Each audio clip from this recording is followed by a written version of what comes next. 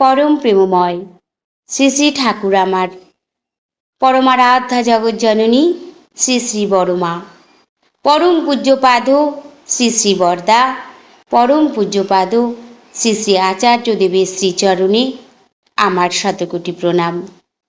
আমার সকল ভাই ও বোনেদের জানাই জয়গুরু ও ভালোবাসা। আমি শুরু করছি ইষ্ট প্রসঙ্গ আলোচনা। 1302 সনে শ্রী শ্রী ঠাকুরের জন্মোৎসবের সময় তপোবন বিদ্যালয়ের বিশেষ অনুষ্ঠান উপলক্ষে কথাশিল্পী শরৎচন্দ্র চট্টোপাধ্যায় পাবনা সৎসঙ্গ আশ্রমে গিয়েছিলেন।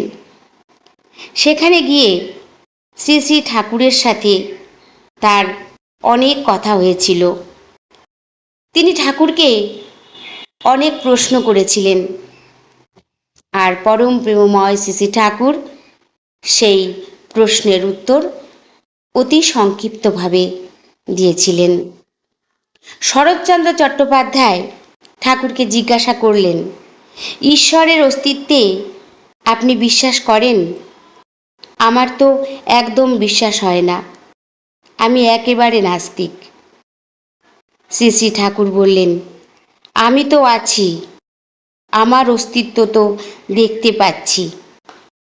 শরৎচন্দ্র চট্টোপাধ্যায় ঠাকুরকে আবার প্রশ্ন করলেন, মানুষের প্রবৃত্তি খারাপ দিকে যায় কেন?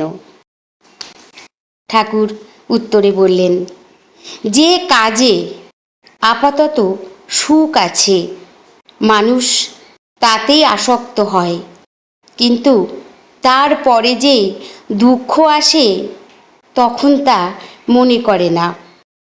যেমন একজন মদ খেয়ে নেশা হলো, ফুর্তি হলো, কিন্তু পরক্ষণেই অবসাদ, অশান্তি আসে।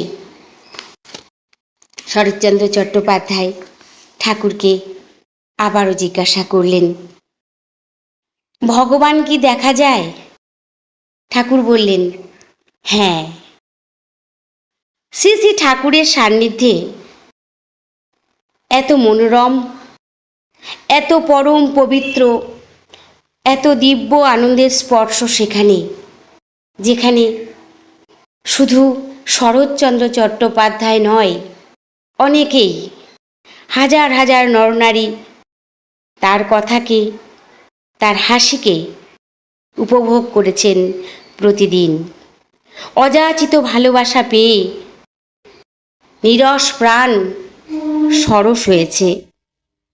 প্রাণ জুড়ানো, দুঃখ ভরা অমন শান্তিকে প্রত্যক্ষ করে হৃদয় গেয়ে ওঠে, তোমার রঙে হৃদয় আমার রাঙা, তোমায় বিদায় দেব কেমন করে, বিশ্বভুবন তোমার সুরে বাঁধা, সে সুরে মোর চিত্ত আছে ভরে। সকল সময় ঠাকুরের যেন হয়ে উঠতে পারি, সকল সময় তার নির্দেশিত পথে চলতে পারি, ইষ্টকে নিয়েই যেন আমার জীবন চলা সকল সময় অটুট থাকে। সবাই ভালো থাকবেন, সুস্থ থাকবেন। পরম দয়ালের শ্রী রাতুল রাঙা চরণে আমি সকলের জন্য মঙ্গল প্রার্থনা করি। জয় গুরু, বন্দে পুরুষোত্তমম।